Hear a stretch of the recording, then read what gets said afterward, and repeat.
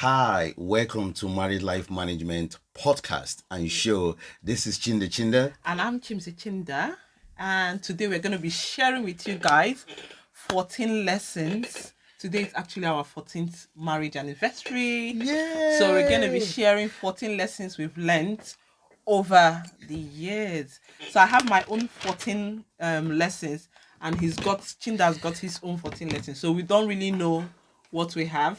Exactly, and we chose not to look at each other's list so that we just find out what are the individual lessons each spouse had learned over 14 years. So yes. I'm excited, and today's our anniversary. We're tidying out about October 11 2008. Oh my goodness. Oh my goodness. October 2008 in the most beautiful and amazing country, Nigeria, Africa, Port Harcourt. Yes. Okay. So today we just want to be real and just let you know that this marriage thing is possible, it's interesting, and also it's challenging. Okay. Yes. So we have different 14 things that we have learned. So am I going to start or you? Well, ladies first. They say ladies first. This is soulmate, right? Yes. So she is my soulmate. I know there's a lot of understanding and controversy about this, but I mean, we're soulmates, isn't it? Yeah, I mean, there is no going back. There's no backup plan. Do you have backup plan? No. I don't have any backup plan. No plan B. No plan B. We are all in 100% committed to make this work. Absolutely. Like we said, we have our individual lessons. Let me allow the incredible and amazing, wonderful wife and gorgeous woman. Yeah. So let's hear your first one. So it's not in any particular order, but the first one is knowing your temperament, knowing Chindah's temperament, or know your spouse's temperament, because you'll be able to deal with them accordingly. So Chindah is a sanguine choleric, and understanding the strengths, the weaknesses of your spouse's temperament will enable you to deal with them effectively. So that's my number one. Now, what about your own temperament? Understanding of course, you as a person, you understand your own temperament, which will also enable you. Yeah, I think I agree with that, because that is one of my points. Okay. So I don't need to repeat that again. Okay. It's so critical and so important that as an individual, you know yourself, and understanding yourself will help you to manage your own expectation, and manage your own wants and needs. Yep. And then you'll be able to communicate what you need as well to your spouse properly, because you know you, right? And then the other part is understanding your own spouse, just like my wife has said. She's phlegmatic, melancholic, you know, and her personality is really different, unique. Yeah, she has grown, but you need to understand that there are fundamental things that is just about strengths and weaknesses, isn't it? Yeah, strengths and weaknesses. So that will really help to navigate some of the odd times and conflict times as well. Cons. So my turn now. My own is that the second one. Yeah, that is for me, right? Is marriage is a gift. Marriage is a gift. It's fascinating to know that not every it's a lesson. I mean, not everybody is going to get married. That's just the reality of things. And if you think about the population of the world, I was checking this the other day, I realized that men are about 65 million more than women in the world. And there are some countries you have more men than women, and some countries you have more women than men. So if you think about the demography of these genders and the places, you realize that not everyone is going to get married, right? So if you're privileged to be married, I mean, it's a gift. It's not something you should take for granted or trivialize or just see it as just one of those things. It's a beautiful thing. So getting married to my beautiful wife had taught me a lesson that is a gift that I have been given, because not everyone, I won't say, it's almost saying fortunate or unfortunate, that will have the opportunity that I have been given, and I bless God for the opportunity to marry. Beautiful. Beautiful. Cool. Second one, for me, another lesson is appreciate growth and changes from your spouse, because that will definitely happen. So we've been married for 14 years. He's changed. I've changed, and hopefully for the better. we've grown in terms of our communication, confidence, career wise, and literally every area as you get older as well, in terms of maturity, the way you think, your association. So we've pretty much grown. So appreciating that and having that at the back of your mind that this will happen, your spouse is going to grow, I think it's one of the key ones for me. Yeah, and for me, it's also similar to one of mine that says changes is inevitable. And what I mean by change, I'm talking about the growth that's going to happen in your spouse's life. Whether you like it or not, the person you got married to the first year, the 5 years, the 10 years will not be the same person. Absolutely. So just appreciating that growth, and sometimes the growth might be threatening, the growth might be scary, and you might be wondering, oh, how can I deal with this, how can I handle this? All you have to do is just come from that place of empathy and understanding, and knowing that the growth is for your good, is for your marriage good. So no one remains the same in marriage. Really, you have to grow, and when growth happens, please appreciate that growth. Don't end the growth. Don't fight the growth. Look for a way to make the growth appreciate. Cool. Okay, so my turn now. The other one I want to say is, oh my goodness, God. God is a very big factor in marriage for me. And when I mean God, I'm talking about everything about Him, His word, His plan, His grace. And Jesus Christ is so incredibly powerful. Now, the reason why I'm saying this, as a coach myself, I've seen a lot of things. And most times I see the challenges that happen in marriage and relationship that couples are not able to cope or deal with, simply because there is no factor of genuine Christ presence. There is no factor of God's presence in their hearts, in their lives.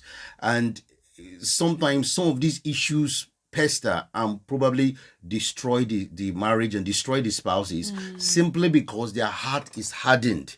So the fruit of the spirit, you know what I mean, is no longer there, and the life of Christ that exudes this love, this peace, this joy, this happiness is no longer there. So it's important to ensure that Christ is at the center of your marriage and relationship. Absolutely. And I think I have that one too on my list. You need God in your marriage. I put apostrophe if not, because as Christians, when you look at the Bible, it talks about the first commandment is love God, the second commandment, love your neighbor.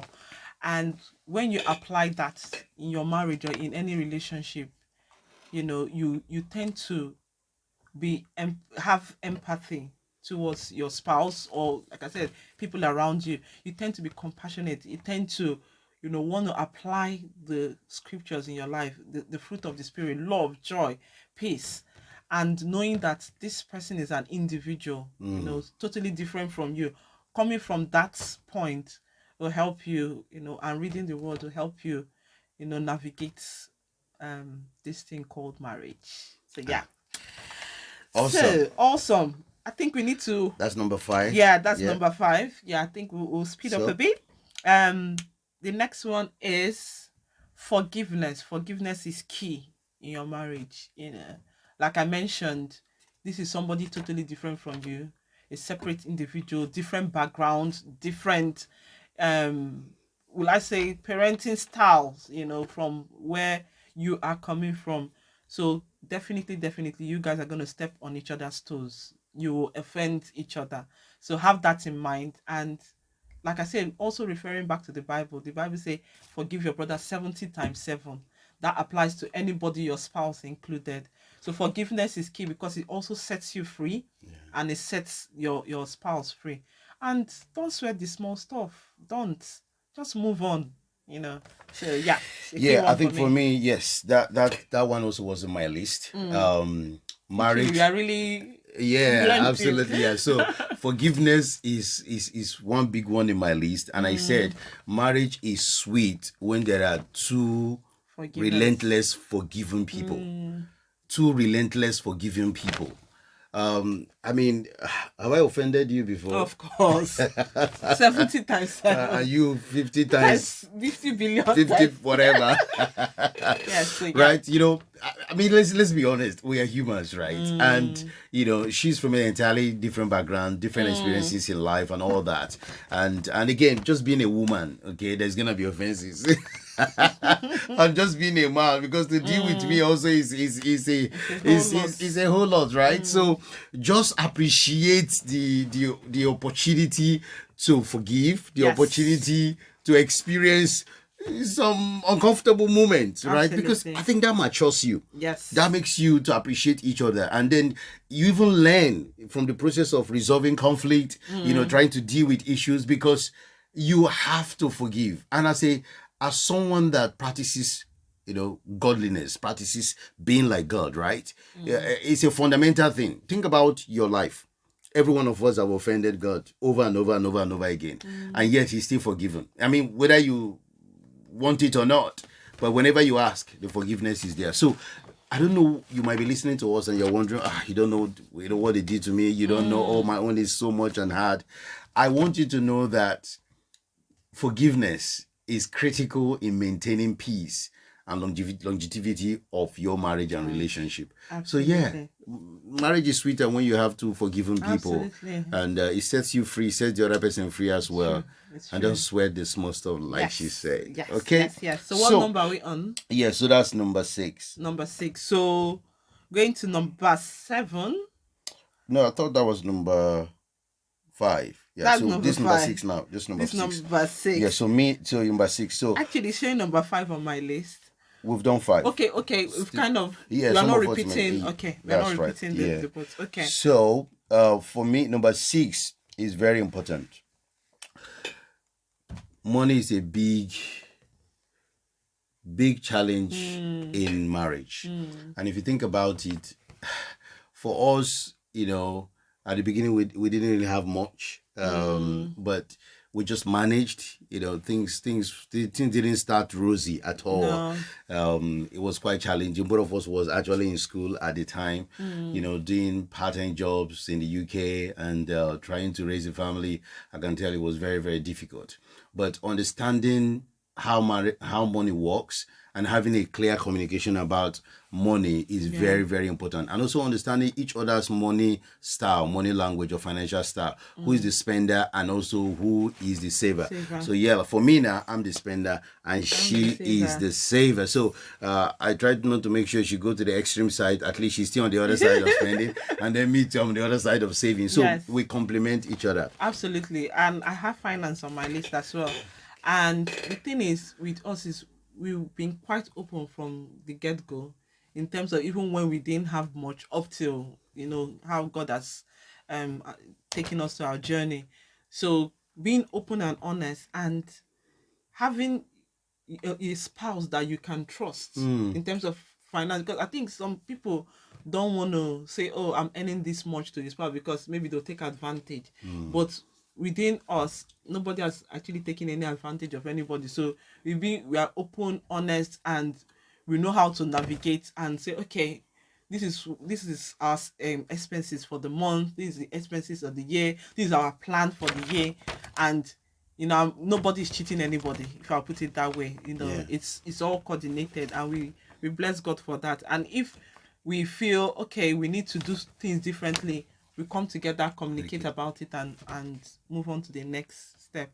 So yeah, it's not all rosy. Yes, we've had some, I want to do this, I want to do this, but meeting in the middle has kind of helped us as well. Yeah, and it's important also to understand that both of you trying to contribute to the marriage, because sometimes both spouses are working, bringing something in. Sometimes it's just one person bringing it, but the other person is looking after the kids, and the other person is also supporting. So it is sad where one person that is probably maybe making more, or is only one bringing the money in, is trying to use the opportunity to suppress and dominate and make the other person feel like worthless. Feel small. Because I can tell you, it is not easy to understand how difficult it is to look after the family, the home, especially most times women, maybe Yes. getting kids and all that. Yes. So let's just understand that it's something that we have to do together. It's something that we have to work together, and it's something that we need to support each other so that we can have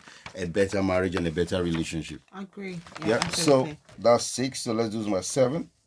So number 7, I went through the old school way of writing mine in paper. You have yours on your phone. Yeah. Number 7 is take care of your mental health. No, sorry. For me, number 7 is communication. I'm sure maybe you have it on your list. So communication is key. He's the better communicator than me, but with time, I've learned when we have maybe when we have an argument or something, he's the one that will come and be like, let's resolve this now. Let's resolve this now. So tell me sorry, I tell you sorry, and let's go. So me, I'll try to, I'll be breathing over it. I'll be, just acting, very quiet. But he just goes straight to the point. Okay, yes, we've had an argument. How do we go forward? You offended me, I offended you. Say sorry. I say, so I'll say sorry. You say sorry, and we'll move on. And then we'll laugh and smile. Yeah. See, communication is a paramount aspect of marriage.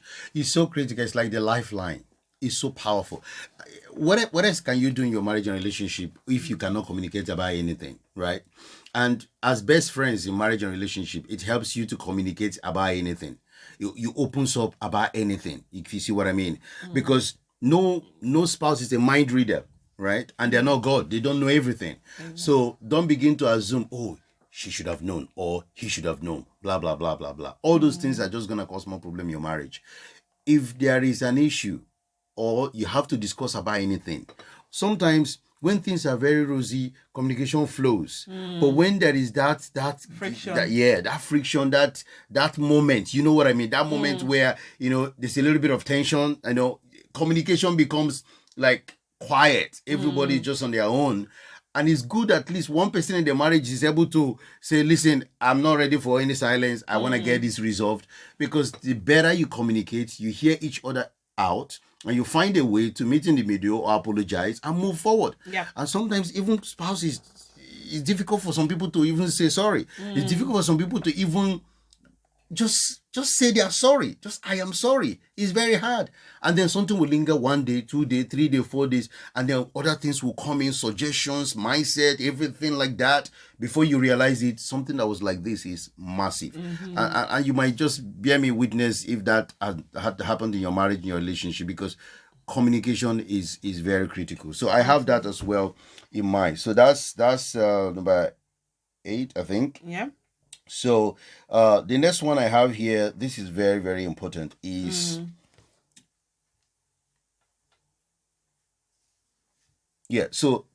is intimacy. Right now, intimacy is really good, right? When I say intimacy, that we have all types of intimacy, okay? So emotional intimacy, talking, discussing, being open, being vulnerable, all that, sharing your thoughts, your fears, your dreams, everything. And that is very key. And that also leads to spiritual intimacy, praying together, sharing together, and all that. But the other intimacy that's also very important, because if you look at every marriage and relationship that have challenges, the physical intimacy has gone. You know what I mean? Like that's so connection that comes from the place of deep, sexual pleasure. If it's no longer there, I'm telling you, I mean, life is busy, life is hard. So you need something to help you release and get yourself. Sometimes just having great intimacy, the madness and the craziness and the stress of life will just give way for peace. What do you have to say about that?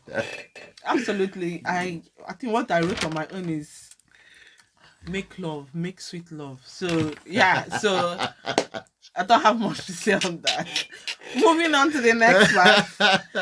This one, make love, make sweet love. Can we go to the next one? So the next one for me on my list is the next one is Don't let outsiders interfere in your home or in your love or your marriage, whichever way. It's quite key, because we've seen stories, you've heard stories, indirectly or indirectly, as it's come across even in our marriage as well. So you have to remember that this journey of marriage is you and your spouse, you and your partner. No, both of you against the world, if I put it like that. So it's like, just imagine there's like a war going on. Your back is this way and your spouse's back is this way. The Bible even said it, one shall chase 1,000 and two shall chase 10,000. When you're both at peace, your family is at peace, literally you will grow. You will grow, because the devil's plan is to kill, to steal, and to destroy. So he can use any means. So be very watchful and guarded, by outside interference. Yeah, that is so important. I don't have that on my list, but it's so critical because external parties can really, really ruin your marriage and destroy it when you let them, all the exes, and all the in-laws and your siblings and friends and business partners. Be very careful. Associates and everything. Yeah, make sure that you have clear boundaries on how to deal with, otherwise they can really hurt your relationship. So my own, the other one is This number 10, is it? no, it's still 9 because I want to say Okay. mine. So my is prayer.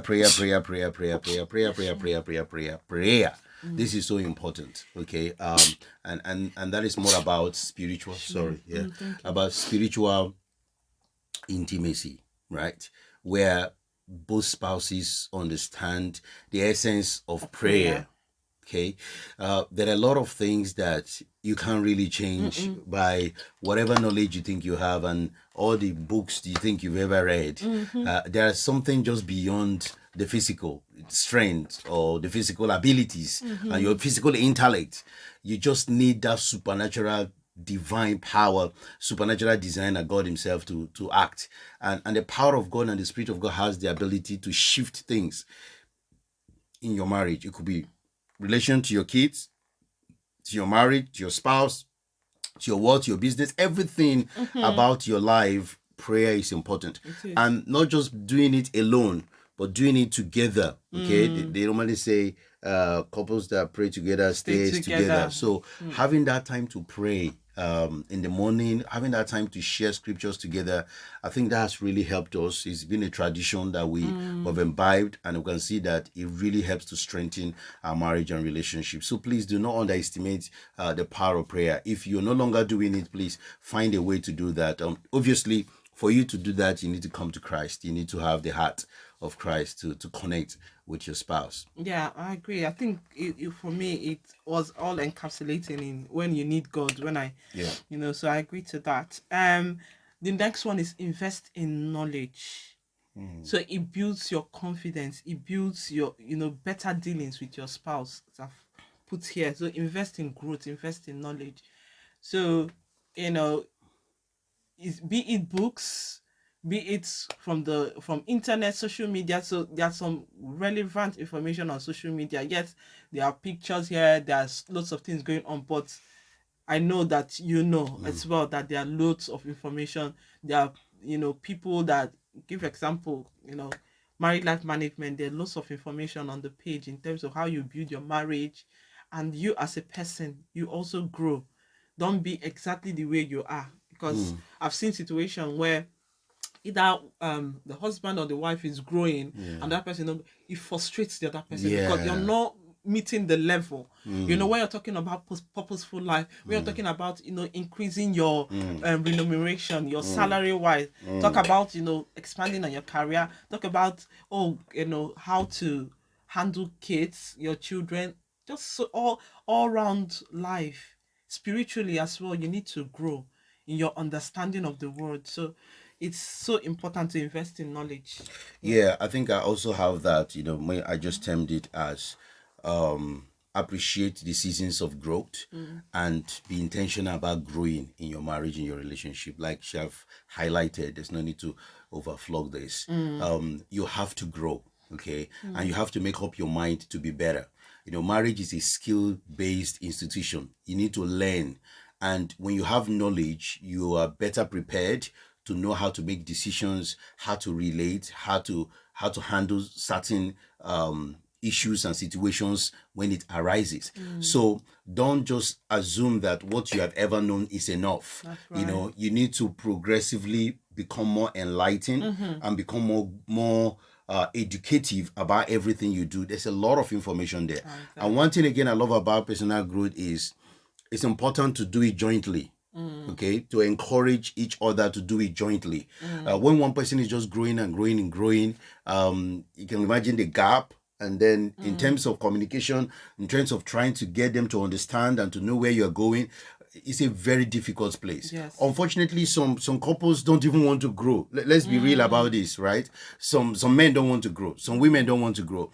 All I would just say is that, you know, don't give up. Okay, there are so many other ways. Maybe you have to play the audio book while they are around or sleeping. Find a way to make them see things differently from a place of respect anyway, and empathy. Don't say because you're up there and then you start talking to them like they are nothing, like they're worthless, that they are useless and all that. That's going to cause more conflict and trouble in your marriage. So, you know, tread this carefully, cautiously, but ensure that both of you are growing together. It could be in different pace, but make sure each person is growing. It helps the marriage to be more sweet and connected as well. Yeah. So that's 11. So my number 12, okay, I think for me this is very, very important. For your marriage to succeed and become more interesting and satisfying, it takes time. It takes time. This is one thing I've learned. 14 years in marriage now. Think about where we started, you know, where we began.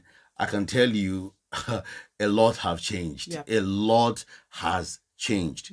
And it's important you know that time that is intentionally invested will translate into a better communication, a better relationship, a better lovemaking, a better understanding. Everything in your marriage will not be the same. So you might be having difficulties. Maybe you just got married now, or you've been married for a while, or you're just thinking, man, I don't think anything can change. Anything can be better here. And you are just in that conflict stage of your marriage, that dissolution stage whereby you are confused. Are you sure I married the right person? Are you sure I didn't make a mistake and all that? What most people do, unfortunately, these days, when the couples are having challenges, instead of them giving their relationship or their marriage time to grow and get better, Yes. they just back off. They just end it. You know, sometimes they run away. It's not because there is serious physical abuse or something that is deadly, but because they have grown to that point where they're no longer attracted to each other. So They any are. slight inconvenience is like They just feel like it's like I'm finished. Yeah. I'm over it. But you need to give yourself time because marriage takes time. It does. Right. So your number 12. So my number 12 is make love. I actually put make sweet love. You know. So yes, intimacy is a big deal in marriage, and we know what that means. I'm gonna stop there. Why are you? What is happening? I'm gonna stop there. Okay, yeah. What do you Chindah, mean by- you can add to that. What is intimacy? I've What's said that? it. Which one? I've said it. Which type? Sex, make love. I've said Right. it. Okay. Now, disclaimer is for the married. Okay. If you're single, just keep praying and make sure you focus on your dreams and goals. Okay. Yeah. Anyway, look, as a marriage coach, I know very when couples are having issues and challenges and difficulties in their marriage, Sometimes it's the sexual satisfaction and sexual intimacy is possibly gone or is just gradually vanishing away. I mean, God gave these things for us. Sexual intimacy is a gift from God. And if you are in your relationship, in your marriage, and you're not enjoying it, you're not having a beautiful and amazing time together, can you imagine the impact that will have in your overall health? I mean, the benefit is great, both physically, mentally, psychologically, and it helps you to sleep. yes, beautiful sex. Yes. You gotta do this stuff, right? I mean, in our relationship, we don't take it for granted at all. We, you know, I mean, look at Yes, us. so next one. We look energized by it. Yeah. Next one. Right. Okay. 10. Yes, number 13 is for you to bring the best of you to the table. Show up the best. And what I mean by that is this. In your marriage, in your relationship, as you grow, as you evolve, and as you get better in your relationship, it's very, very important that you take personal development seriously. Don't focus on saying, okay, he has to grow or she has to grow.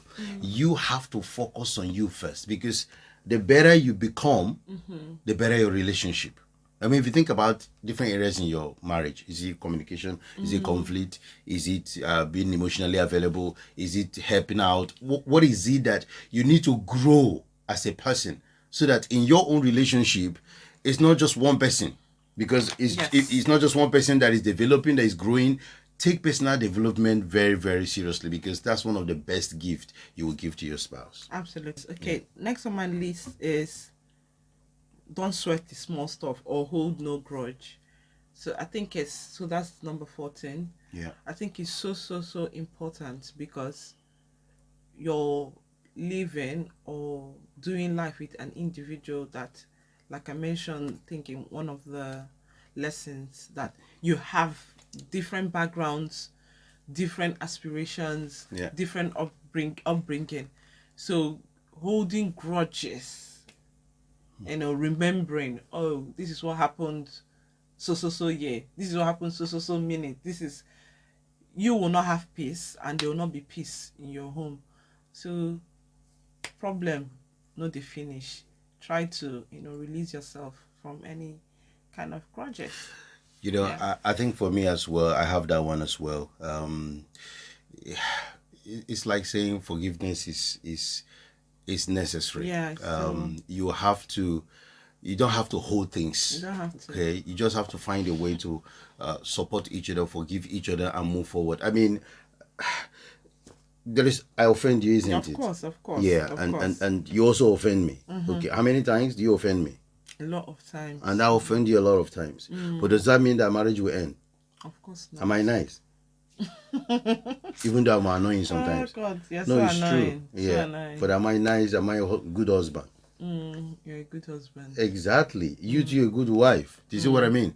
But she's pretty but annoying sometimes. That's just the reality, And I have to do everything I can to ensure that this pretty woman also, though annoying, but we'll live together in peace. You understand what I'm saying? So look, we've shared all these points. We just want you to know that marriage is a God idea, and God is interested in marriage. Now, there's a lot of things happening out there that makes us feel, God, I'm really down. I don't think I should do this, and you feel so frustrated and sad. And it's like, should I even continue? I want you to know that God is interested in your marriage and interested in your affair. Whatever is the situation there is time for growth. There is time for you to move forward. There's time for you to change things. If you take these points that we have highlighted personally and just start working on them, you'll be amazed, the change and the direction that your marriage is going to take overall. Absolutely. So don't be complacent. Don't just easily give up. Continue to work on yourself. And just to round up this, I want to share one quality between us that, we have all qualities, but there's this one that I really love about my wife. So for me, he's somebody that easily forgives. He holds no grudges. So that's one quality I like about him. And you're very kind. You're a very kind person. Thank you. So yeah. Right. So I think for her, you've already mentioned it. She's an embodiment of kindness. She everything about her is peace. She don't want trouble. She don't want wahala. You know what I'm saying? So I see that quality as very, very important. I mean, a woman that is as kind as my wife is the best suitable woman for me, right? Because that is required to handle all my ups and downs and quirks and imperfections and wahalaness. You know what I'm saying? You see, so the kindness and also that openness she has, and looking forward to always make sure that we maintain peace, and overall, apart from the kindness that is so apart from the kindness that she exudes, friendliness is something that I love about her. She's my friend. Okay, she's my very, very good friend, really, really good friend, and she's there for me. She supports me, and she's in this marriage for life, just like myself. So we want to say that whatever it is happening in your relationship, or whatever is the state of your relationship, we want to say, don't give up. Take time to build yourself up, and trust God that everything will eventually change. Work So out. what's one last thing you want to say to them? Yeah, trust God and Be real, right? everything. Yeah, be real. Everything will eventually work out. Don't sweat the small stuff. Please don't forget to look after yourself. Of course. It's Mental Health Week. Enjoy. Take care.